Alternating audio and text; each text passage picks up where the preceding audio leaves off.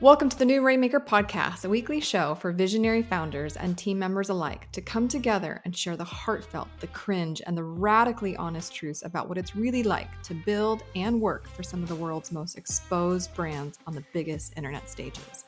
I'm your host, Veronica Romney, and after working for some of the biggest names in the online space myself, I've learned that it takes both leadership and dream team collaboration to truly scale a company to its greatest potential. You can build a business alone, but you cannot scale it on your own. And my goal on today's episode and every episode is to inspire our dreamers and empower our leaders. Make sure to follow and share my podcast with your friends and colleagues, and feel free to tag me on Instagram at vromney with your insights and ahas. Now let's make it rain on today's episode. Okay, Rainmaker family, listen to this. I showed up 30 minutes for the recording of this podcast. That's how excited I am for this recording. It is a conversation, one, I have never had on the podcast. Two, it's actually a conversation I don't have very often, even in my personal or professional circles, because it's a heavy one. So just as a Surgeon General warning, we're going to talk about trauma. We're going to talk about generational trauma. We're going to talk about scarcity. We're going to talk about wounds. We're going to talk about some stuff. And if that is upsetting to you, or you are in a vulnerable position or state currently, presently, that this is maybe not a good idea, by all means, I respectfully ask you to just listen to your gut on this. But if this is something that has also been itching you like it has for me, then buckle up, because I have the perfect guest to have this conversation, who is bringing her most authentic and vulnerable self. And I am so grateful for it. So Miss Gloria Chou, who is like a dream of dreams. We had a chance to work together here and there in the past. We were basically DMing on Instagram, as one does, about where we are today from the last time we spoke, and getting each other up to speed. And then we started getting a little bit deeper, and I invited you to the podcast and you said yes. And so why don't you formally introduce yourself to the audience, and then we'll just dive right in. So thank you so much, by the way. You got me a little teary-eyed with that introduction. My name's Gloria. I live in Brooklyn. I am a daughter of Chinese immigrants, single mother. I'm not a single mother, but my mom was. And I used to be a U.S. diplomat. I abandoned that comfortable career where I had a 25-year career trajectory with a pension, and went and basically restarted my life. And during COVID, I built a small business PR program called the PR Starter Pack, from cold calling thousands of newsrooms and cracking the code on how do I get that person to say yes, who might be an editor or who might be a blogger with no PR experience. I've never worked in a PR agency. I've never worked in a marketing agency. And now I'm just sharing what I learned to help all of the other scrappy, bootstrapping, mainly women of color founders, so that they can also get seen in the media. I'll tell you my why really quick. More than just PR and growing your business is that we know that Black women start businesses more than any other demographic. We don't see that reflected in the media. We don't see, the stories of BIPOC founders, people who are more diverse. And we cannot rewrite the narrative if we don't do the sacred work of pitching ourselves and our story. So that's really my why, and why I do what I do. Gosh. So you are a daughter of immigrants. I too am the eldest child and daughter of two Cuban immigrants who literally fled communism. Wow. And they're entrepreneurs, right? So they came to this country and started an air conditioning company in South Florida because it's a necessity, and it doesn't require 4 years of formal education and financing they didn't have. Mm-hmm. And here we are. And I am now the product of that. So this is a conversation that I know is, I was telling this even before we turned on the mic, that this conversation I already know for a fact is going to prompt me to look internally. So why don't you take us to the beginning? At what point, or was there a moment that the realization of that generational trauma came obnoxiously present in your life? What happened, if you don't mind sharing? Well, I'll tell you what happened with my business that made me realize maybe I need to slow down a little bit. Yeah. So, as online entrepreneurs, we're always looking for the next goalpost, 6-figure months, 6-figure launch, 7, whatever it is, right? It's never enough. I think part of it is our internalized capitalism, where the more money we make, the more worthy we are as humans. I was taught that at a young age, where my mother literally said to me when I was deeply unhappy in the State Department when I was a diplomat, she says, "You have a great job. It's okay that you're depressed. Just keep your head down and say, yes, sir."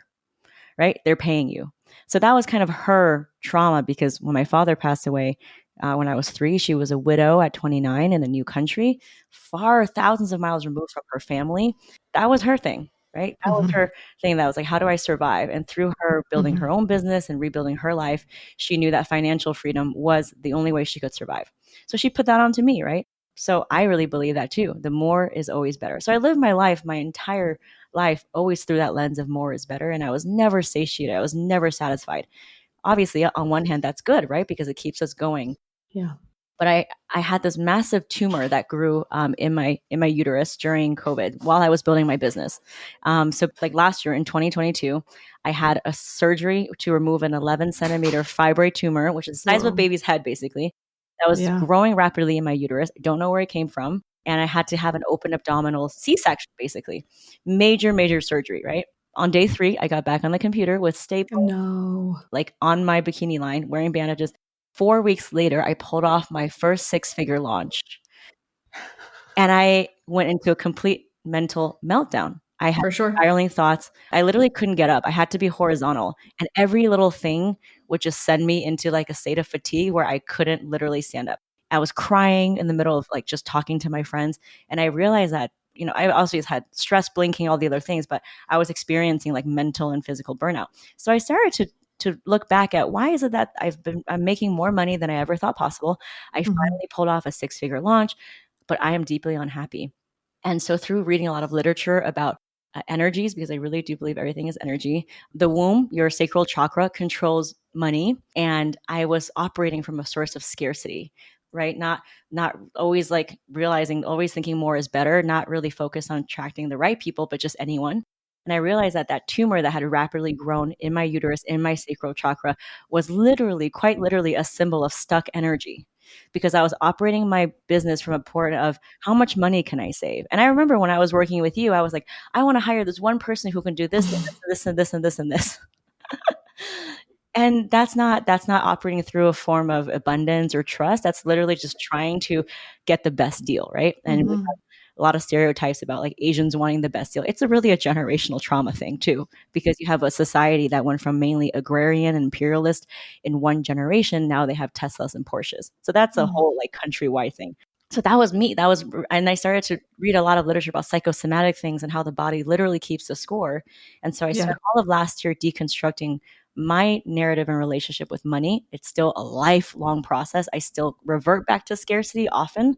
The other day I had a conversation with my husband because we were wedding planning, and he literally sat me down and was like, listen, I don't want to go through with this wedding if you're going to keep treating it like a business transaction. Ooh. Yeah. And he's like, our wedding planner said that we lacked a sort of romanticism and you were treating it like such a business thing. Transactional. Yep. And we are going to be taken advantage of. We are going to spend more than we want. And you're not going to be able to get the best deal. And that was my scarcity, like creeping back up again, right? So it comes back. It's not like I've solved it, but I have definitely learned the way I approach my business was through a place of scarcity. And I spent all of last year trying to rewrite that, working with an ethical copywriter, Brittany McBean, to take apart my messaging quite literally, because we've all been brainwashed from the funnel bros, right? You can get this and this and this and this and this for $50,000 for $599. Like, no. So I stopped doing all of that. No funnel stalking. I actually started to reveal the price of my program at the beginning of the webinar now instead of the end. And through doing all the work, I'm much closer to leaning into the business that prioritizes my intuition and my health and my own knowing rather than following someone else's moving stick. That's like, you're never enough and more is better. Okay, I already know feels are coming, guys. I can already feel some stuff coming up for me because I had a similar situation happen to me, not in my entrepreneurial journey yet, which there's plenty of those. Trust me, I have the picture of like the newborn in my hands with the laptop at like the kitchen counter. But actually, even when I was in corporate, this happened because I was told that women don't come back from maternity leaves. They become stay-at-home moms. And it was almost like issued as a challenge. And so instead of taking 8 weeks or 12 weeks, I think I came back in 6 weeks after having my first son. And that was really stupid. I'll be very honest with you. And then I also started my business and then had a second baby while still working my full-time corporate job, which again, also extremely stupid. And this is what I want to talk to you about because in some regards, and this is, you can hear me struggling with this literally on camera, right? in some regards, there's some elements of my personality that I love. Like I love the grit and the work ethic that my Cuban parents have instilled in me from like the womb. Like I came out guns a-blazing, like let's go, like bring it on world, you know? And I was told the same thing. You know, my parents told me, you want to change your stars, you want to change your destiny, get it educated, and not just like B's and C's. No, no, no, get educated. So like I graduated high school with 64 college credits. I finished college in 3 years, not 4 years. I was working at 20. I graduated high school at 17. Like I've never not overdone it or been an overachiever. And now as a 35-year-old woman, mother, wife, I'm constantly over functioning. So here we are. So like I see patterns. It's not unclear to me. I'm aware of where some of my strengths have turned into sabotage, self-sabotage. And then at the same time, I wrestle with it too, because I appreciate those attributes that I possess and that I have been given by my parents. I appreciate my grit, my resourcefulness, my pragmatism, all of those things. And so keeping them in healthy balance or having enough discipline to use them with restraint so that it doesn't overtake me, but it helps me achieve, that's so hard. It's so hard. I don't know if you want to speak to that. Like, teach me what your ways. Where have you come to with that? To have appreciation for what it is while still recognizing it could turn into weakness if not controlled. I still am very early on my journey. I will say that psychedelics have helped. I hope it's okay to say that. I don't think, I think we need to normalize the talk around psychedelic assisted therapy and drugs because, you know, it's okay to soothe yourself with alcohol, but it's not.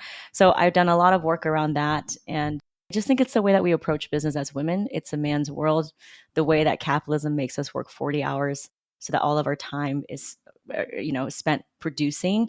And also as children of immigrants, of how we are forced to, especially women, women of immigrants, how we always want to put other people's caretaking like as a priority. And somehow like as daughters, we're responsible for taking care of other people even before we were born, right? Like you always hear like, oh, well, if you have a daughter, like they'll be more caring like, for other people. So it's all of those generational narratives that have been deeply ingrained in us.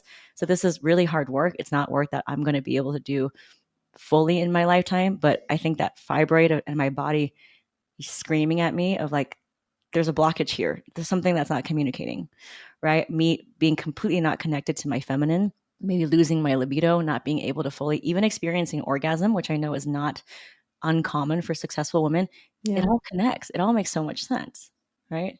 Yeah, no, it does make sense. And yes, yes, and yes. In fact, I've shared this on social media, and so I have no issues sharing it here. But like this year in particular, I've wanted to prioritize my health and all of the quadrants that is health, mental health, spiritual health, physical health, sexual health. So I'm actually a part of an intimacy mastermind this year, and I'm very excited about it. There's so many things, but it's true. God, we can fixate on, like, to your point, especially as a business owner. And I've talked about this too, where I've struggled in my parenting because in my parenting, it feels like Groundhog Day every day. Like we have the same argument about dinner and the same argument about going to bed on time. But in business, it's this gamification where, okay, you had a 6-figure launch. What about a 7-figure launch? And what about, not just a 6-figure year, but a 7-figure year, an 8-figure year. And it's never enough. It's insatiable. It's never enough when not managed, or again, the restraint. You see, really successful personalities and personal brands on the internet just shut it all down. Which we saw this week. We just saw, yep. I didn't know if you had thoughts on that or not, or you want to speak to that. Yeah. I think that we are coming, I think COVID kind of accelerated that, but I think our toxic, cancerous form of capitalism and scaling has come to a point where it needs to be addressed. And I think with really famous entrepreneurs who have reached all the high highs in, really, really short amount of time, like somehow that's not aligned with our natural physiology, biology. And, but the industry tells you like, you're doing great, keep going. It's okay that you're not getting regular periods, or it's okay that all of those things. So, obviously for me, it's that plus my mother wound, I've only lived with my mom probably for 8 years of my entire life because she had to work, right? She was abroad working, and I had to Mhm. live with other people, and so Mhm. it's so deep, and so it was always like I'm the only one that's going to be able to take care of myself. So I never learned how to truly receive. And Mhm. when we talk about orgasms and libido and the feminine magic, it's Mhm. really receiving, being able to receive. Receiving. And so I think psychedelics has really helped me open that up to be able to receive a little bit more. I did an incredible psychedelic assisted sound therapy that included intuitive movement, and it completely changed my life. Not the first time I've done psychedelics, but this one was a 7-hour journey with 30 different shamanic instruments from an expert sound engineer, and it was absolute, like, I was crying. There was a couple in the corner in their 60s that were crying, and for the first time in my entire life, I went past forgiveness for my mom because I thought my whole work was, you have to forgive her, you have to forgive. Mhm. I felt compassion in my bones, imagining a woman in a new country holding me in her arms as a baby and seeing the dead body of the love of her life. Never felt that way ever. I Mhm. always rationally thought that I needed to forgive, right? It was like, this makes sense. I need to forgive. But to feel it in my bones, what it's like Mhm. to have compassion for her, it was the first time in 37 years I've ever felt that. I never felt closeness with her in that way Mhm. because we're not very close in the sense that we don't talk very much, But yeah, I'm still processing it. It's wild, and I don't want to get teary, but yeah, it has allowed me to receive in a way where I just kind of completely blocked off my compassion for her in my life, and it opened up those channels. And at the same time, Mhm. which is even more life changing, is for the first time in my life, I had this yearning to become a mother. And Veronica, we're not like besties or anything, although I feel like one day we will. But anyone that knows me knows that I am anti-kid. Like, I even told my husband on our first date, I said, I hope you don't want kids because that is an absolute deal breaker for Yeah, me. not for me. Yeah. And so, I'm 37, never wanted to get my eggs frozen, never even thought about it.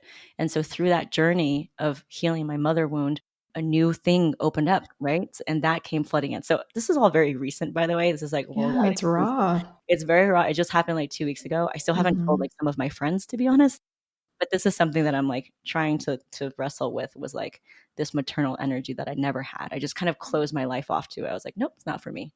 And now Yeah, it's coming back because of I was able to because receive of the it open healing, up. Mm-hmm.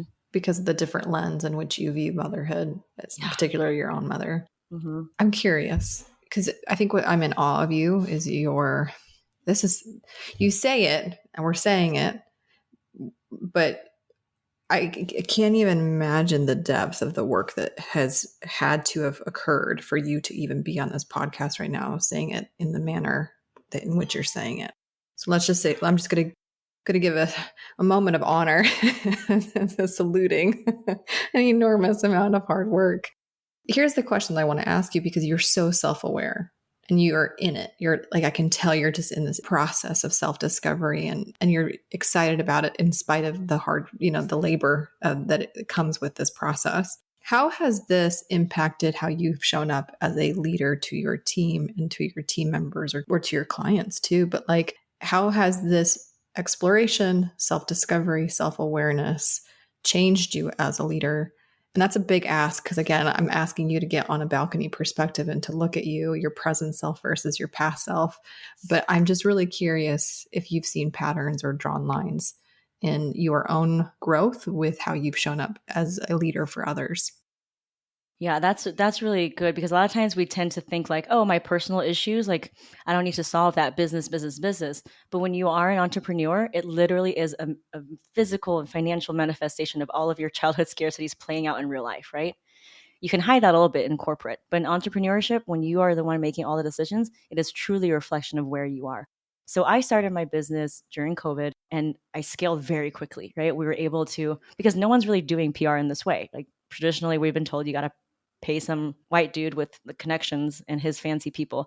So the whole like BIPOC and women of color, like all these entrepreneurs were cut off, like they didn't have access. It was like, you got to pay or you don't get seen in media. And so that's what we're trying to rewrite. So there's such a need for it, and we grew really fast.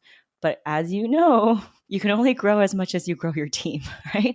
And if you don't do the work of knowing how to lead with vision and trust instead of scarcity, which comes out in micromanaging, constantly checking, double checking, messaging people at all hours, disempowering people, you're never going to be able to grow your business. I remember when I came to work with you, I was still in the throes of it. I was like, why do I have 5 people working for me? I'm so burnt out and I'm doing all the work. I mean, you knew the answer to that. I just had to walk through that path to myself. It's because I didn't trust. I didn't know how to delegate. I saw it as a very transactional instead of like, how can I onboard this person where in 60 days I might not even see an ROI? And that's what you told me on the call, which was scary for me, right? Because when you see things in a transactional way, you want your return right away. So that has really changed the way I do business and the way that I hire for the long term. So I no longer make decisions of what is the cheapest route, how much can I pile on one person to do everything and squeeze the most out of them, right? Because I did try that and they left and then I was burnt out, and I just doing that process and learning the hard way of like, oh, people are leaving. Maybe it's something about me. Definitely has to be about me. Why is that? I have 7 people working for me. I'm doing all the work. It's a reflection of me. So doing all of the work and working with you, I now starting to realize like it actually is way more costly to make a decision from the lens of like, what's the cheapest thing? Because you're actually slowing your growth. Right. So now I'm like, who's the best person that I can hire? Because this is where I want to go. Now, I know this is a privileged thing to say. Not everyone in business, when you're starting out, can afford 100%. to hire that.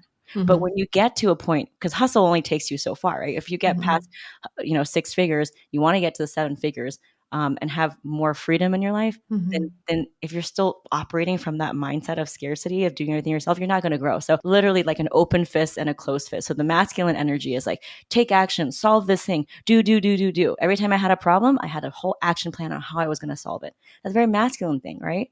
That keeps us going.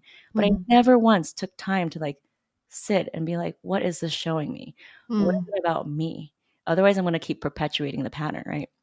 So I think that's what the feminine has taught me that I'm so disconnected from is how do I open my fist a little bit more and let things flow, whether it's my money, whether it's maybe hiring someone and not getting the ROI for 60 days. But through that process, I'm going to learn way more about hiring because I'm not going to get it right all the time. Right. And so through doing my business through a closed fist, which led to scarcity, hiring people, them leaving, me doing everything on my own anyways, to letting that flow a little bit more, it has really changed the way I do business. I actually had a second 6-figure launch during an economic downturn. And I told my team, I said, I don't even want to do launch numbers. Like, you know how you have like your board of like good, better, best, like you're not like, I don't even care about these numbers anymore. Because like the world is in a weird place. I was like, I just want to show up and serve these people. I want you to know that you're a winner in my book. And we actually surpassed our numbers. So, the universe like shows you in really funny, tricky ways. You just have to listen. Well, and I would imagine that when you took the emphasis off the financial markers of what was deemed successful for you and the team, I would imagine that the team also showed up a little bit differently than they have in the past too, because I can't even imagine the collective relief. Yeah. Because I just feel like you're right. It's an interesting time in which we are doing business. It's an interesting industry, this online space, for many reasons. And there's burnout and workplace trauma and human collateral all over the place. And so to work with a leader who values my contribution because how it serves people, not how much it pays the person, is radically different than I think how a lot of people are operating when they're so launch dependent. So anyways, I just want to acknowledge that for you because I can only imagine the collective relief and excitement when the real KPI came out as opposed to the external masculine KPI, which is what we're talking about, which I love. We'll be back with this interview right after the commercial break. Did you know that I have a free Rainmaker hiring kit? Skip the formal recruiting process and learn how to source Rainmaker applicants that are already connected to you. I'll show you how to turn a walking testimonial into a rockstar team member for free. Head to veronicarami.com or click the link in my show notes to get your hands on the free Rainmaker hiring kit. Now let's get back to the show. Okay, but I have more questions. And you've been so good. Thank you so much for just being so radically open because, especially in this space, especially in the online space, especially because of how things have run in the past, because of how fruitful marketing techniques like, social media ads have been for a lot of us in the past, where you put we put a quarter in the slot machine and we get $1 out.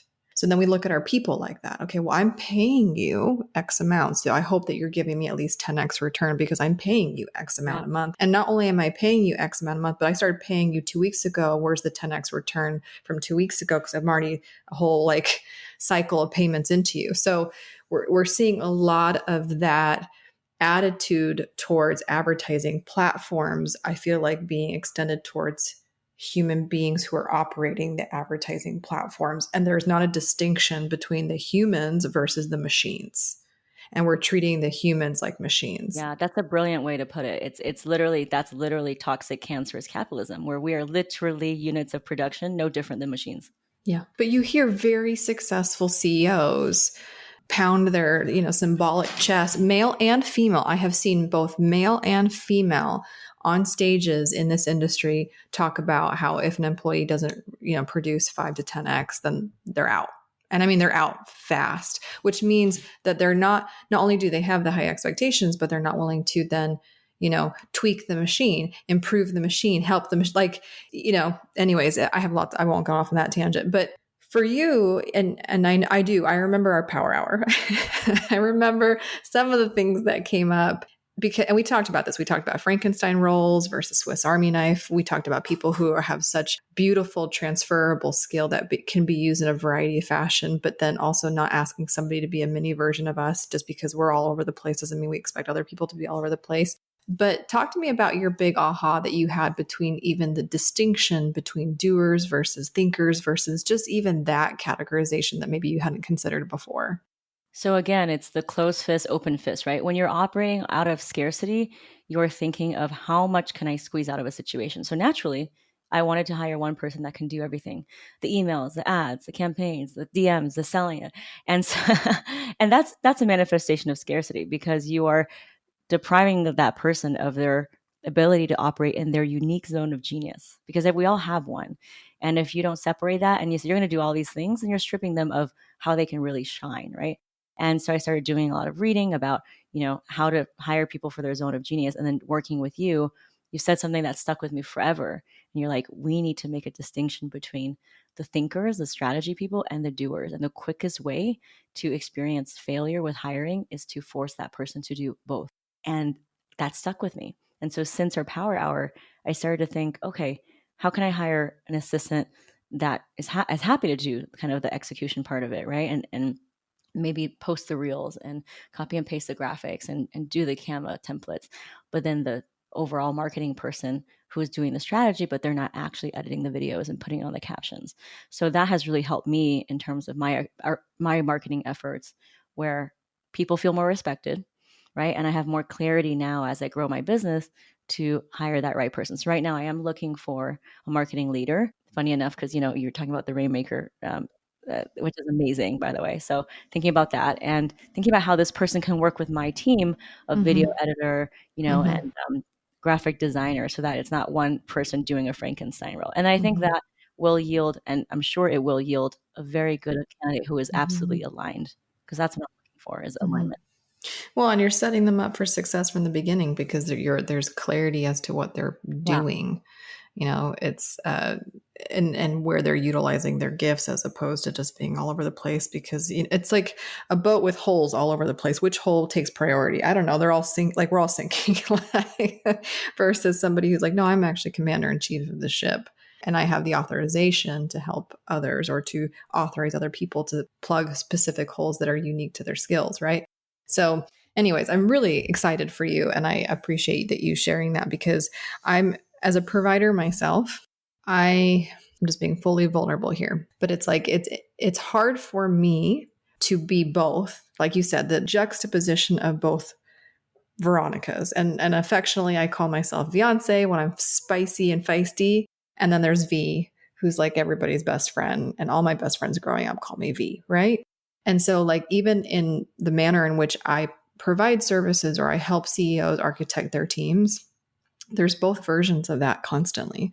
There's these moments where like Beyonce kind of has to just lay it out, right? And be super direct with a CEO who is not nearly as self-aware as you are, right?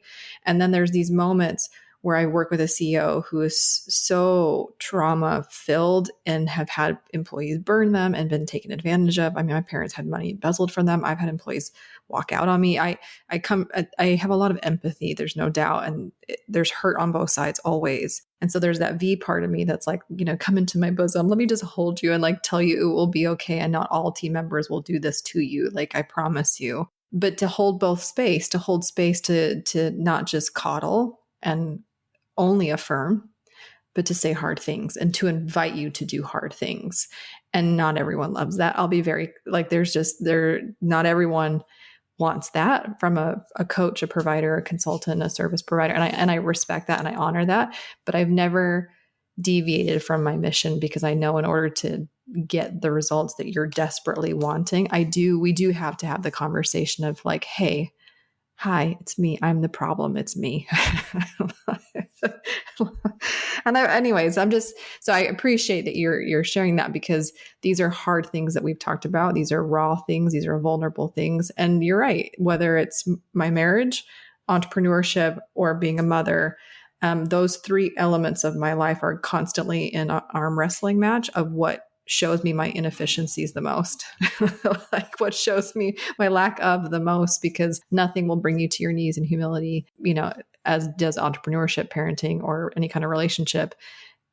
Hello, like there's as much as I think I know, there's so much more that I don't know, and that reminder is always there in these particular arenas of life. So I think what you're doing is so sacred. It's really God's work because it's not about selling. Like once you kind of make your money in the online space, like that there's more to have it, but to be able to keep it in a way that doesn't stress you out, to be able to really wake up every day and not chasing the numbers, but to chase a bigger why and have your team do that leadership, that is your life's work. It's literally therapy is what I call it. And if you can really learn more about how to be a leader more than anything, I don't care if it's marketing, system, like a leader, it will pay so many dividends throughout all areas of your life. Do you know how I can tell that I've done good work? Because no matter what kind of CEO that I work with, there's very common things that are said. Like almost every CEO that I've ever known or worked with or been friends with has at one point or another said, I want to burn my business to the ground. Like this just comes right out. But for me, I can tell when good work has been done and achieved when I work with somebody that goes, I hate managing people. I hate managing people. That's where we start. I hate it. That's literally verbatim what comes out normally. To fast forward whatever length of time and self-awareness and hard work and internal auditing. And now we're at a place where like, I'm grateful to be able to help other people to be their best selves. And so I'm grateful for who I have on my team and who is yet to come because I'm in a position to make their lives better. That's a totally different mental construct of how you view people managing. One is like you said, transactional, masculine, just cogs in a wheel.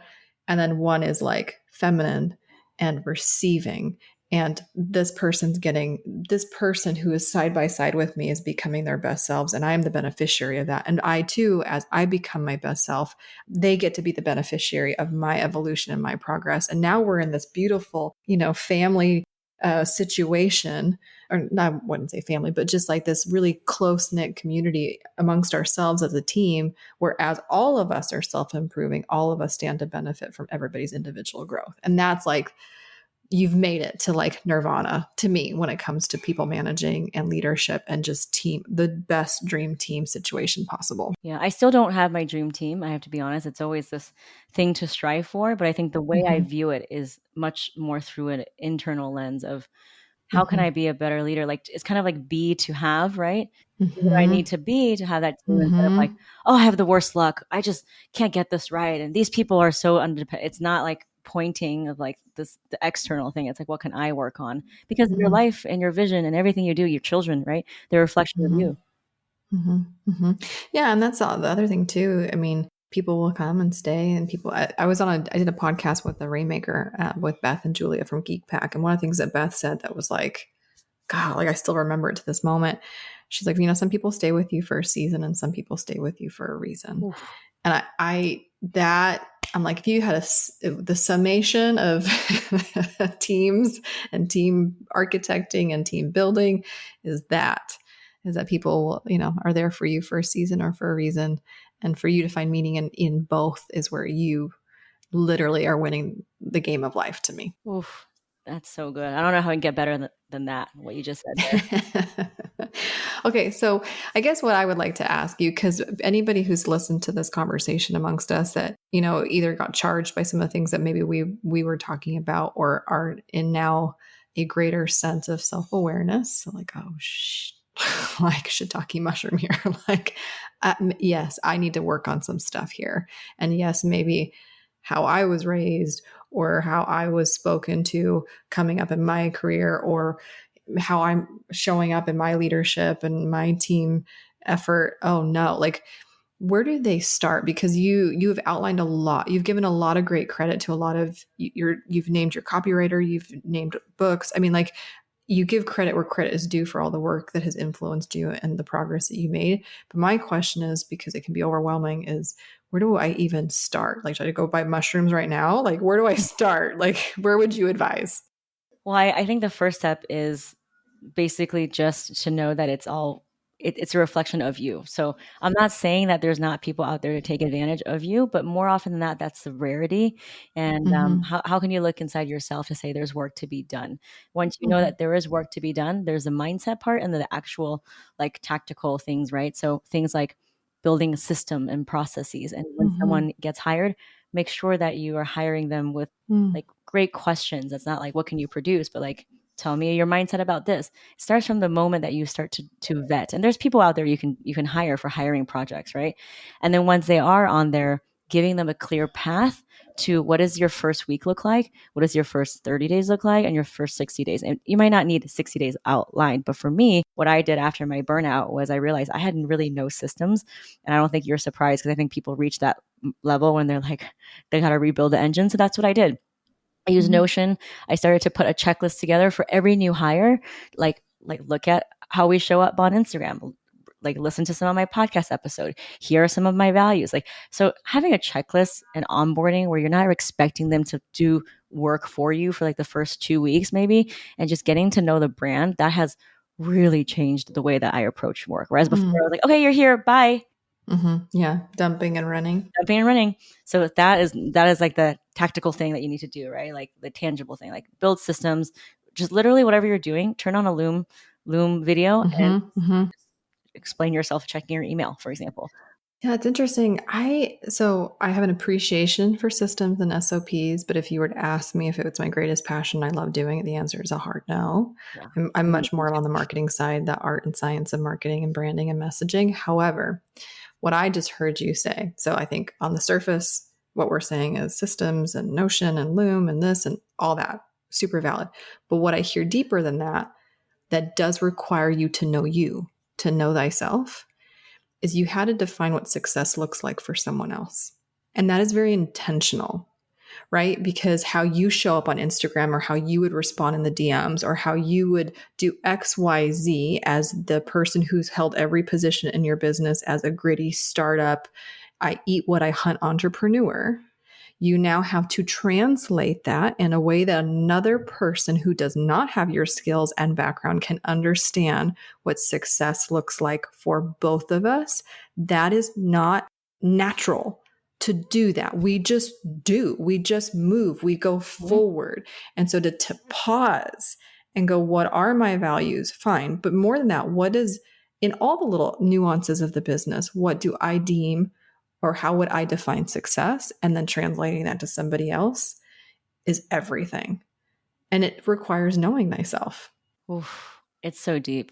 The way that you have, I know that when the words come out of your mouth, I really feel like you are in your zone of genius because the way you just said that, it's like, you were put on earth to do this type of work. Like you just get it the way you articulate it. So I'm glad you're in your zone of genius because you truly are. But yeah, I mean, it's definitely that as well. But also all the other things. So I talked about the Mhm. non-mindset things, like the Mhm. systems and tools. Now let's talk about mindset, because at any Please. given moment, an issue or circumstance is always a result of two things, right? It's a mindset and then the actual like resources. Mainly, Yes. it's more about mindset.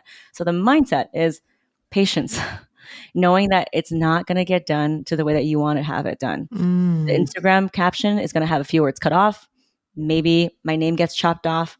Maybe the captions are at a point where it's not showable. Like but through that process, they learn what you like and what you don't like. Right? Mhm. Mhm. Before, I would just be like literally like waiting for them to post and then like critiquing like this and this. Then what's the point? Why even hire someone when I'm spending more time to do that? Right.